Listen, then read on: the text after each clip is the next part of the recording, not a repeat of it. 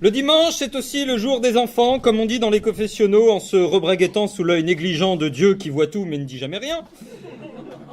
Une frêle enfant profite de ce jour pour écrire une lettre, témoignage. Cher monsieur, je m'appelle Jennifer, j'ai 10 ans, et j'ai décidé de t'écrire une lettre à toi, le vrai Père Noël. Comme je me suis dit que quelqu'un qui offrirait spontanément la richesse créée par d'autres à ceux qui veulent bien croire en lui serait soit un gestionnaire de fonds chez Rothschild, soit un candidat socialiste, j'ai tout de suite pensé à toi, Père Noël Macron.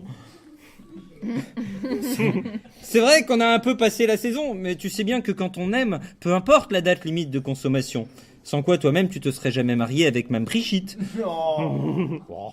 Tout d'abord, cher Père Noël Macron, je voulais te remercier d'avoir fait travailler maman le dimanche. Depuis qu'elle travaille à la caisse du bricomarché, elle ne pleure quasiment plus quand papa réfléchit à des solutions pour le monde avec sa canette de Cronenbourg à la main. En plus, j'aime bien être rien qu'avec mon papa le dimanche, parce que comme ça, on peut aller ensemble au Leclerc acheter des nouvelles canettes de solutions pour le monde. Avant, quand c'était fermé le dimanche, on était toujours obligé de trouver des solutions pour le monde à l'épicerie de nuit du quartier que papa trouvait un peu radicale, parce qu'elle proposait que des solutions extrêmes, comme la 8-6, le vin rouge ou la tourtelle. Et la tourtelle, c'est comme le gros rouge qui tâche, c'est des extrêmes comme dit papa, parce qu'il a bien retenu ce qu'ils disent à Pujadas. Les extrêmes se rejoignent. Du coup, la grosse blonde ou les rouges, c'est tout pareil. Tu sais, c'est la fameuse théorie du fer à cheval, qu'on appelle comme ça parce qu'elle porte chance à ceux qui la disent. D'ailleurs, les patrons de ceux qui la disent ont la chance d'être à la fois milliardaires et propriétaires de médias. C'est la preuve que ça porte chance. Mais mon papa, il n'a pas besoin de ça, parce qu'il a toujours eu de la chance dans la vie.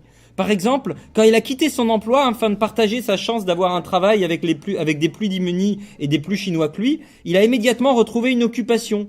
Après une petite formation autodidacte à la dépression et une initiation au suicide, il est devenu expert indépendant en émissions de TF1 et en alcoolisme. Heureusement quand même qu'il y a un médecin qui le suit, parce qu'il paraît que quand on tombe dedans, c'est très addictif la télé. C'est terrible la télé. J'espère qu'un jour on trouvera un vaccin.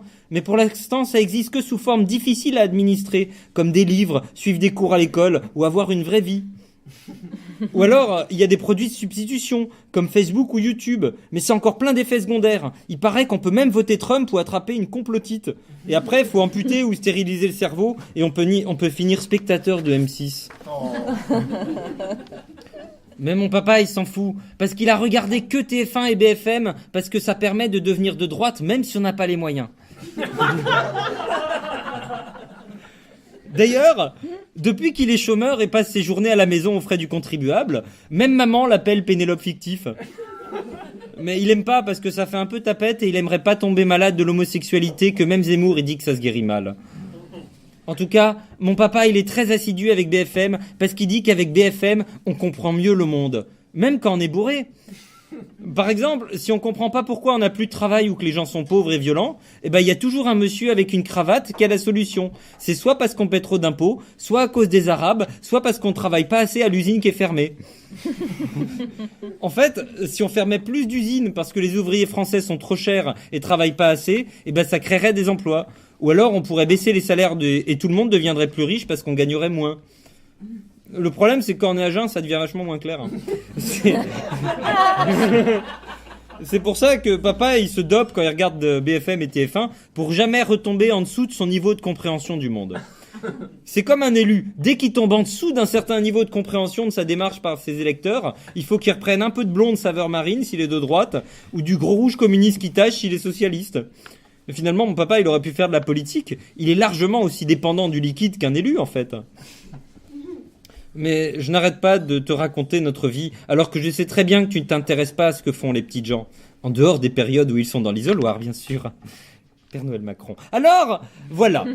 Puisque tu es le nouveau sauveur de la France, comme avant toi Hollande, et avant toi Sarkozy, et avant lui Chirac aussi, et Mitterrand aussi, et Giscard. Non, je déconne. J'ai 10 ans, mais je suis pas naïf quand même. Je voudrais que tu nous sauves, Père Noël Macron, ma maman, mon papa et moi. Comme il paraît que tu as des pouvoirs magiques, comme celui de te retrouver en couverture de Paris Match, l'Express, Le Point, Valeurs Actuelles, Le Nouvel Obs, Le Monde, Libération, Voici, Gala, Tétu, Okapi, La Vie du Rail, Science et Vie, le Journal du Crotal, Coro Aéroudanté Magazine, Automoto et Elgographie. Et dans Vieille et Vierge aussi. Vieille et Vierge. Surtout dans Vieille et Macron. J'aimerais bien que tu fasses apparaître un emploi de chômeur fictif à BFM ou TF1 pour mon papa. D'une part, il est aussi complètement inculte que la plupart des journalistes à cravate gomina de BFM. Et d'autre part, il est largement aussi sexuellement consterné que Zemmour. Depuis que maman a grossi démesurément en mangeant des chips au Saint-Doux devant Drucker, après m'avoir fait sortir de son vagin pour que je me retrouve dans ce torrent tumultueux, plein de fureur et de bruit qu'on appelle la vie, taraudé par d'incessantes angoisses existentielles et dont l'enfance pleine de gravité idiote ne console qu'imparfaitement, en masquant l'absurdité d'une existence largement déterminée socialement et totalement désespérante. C'est un peu tôt, 10 ans, pour se mettre au Schopenhauer, quand même.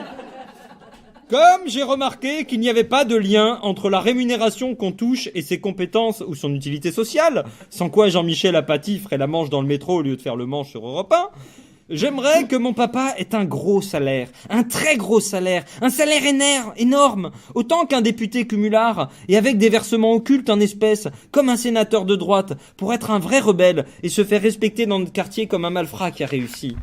Aussi, j'aimerais bien que ce soit un emploi fictif, pour que ce ne soit ni contraignant, ni fatigant, afin que mon papa puisse faire une apologie sincère et débridée du travail, comme seuls savent le faire ceux qui n'ont jamais eu à bosser vraiment.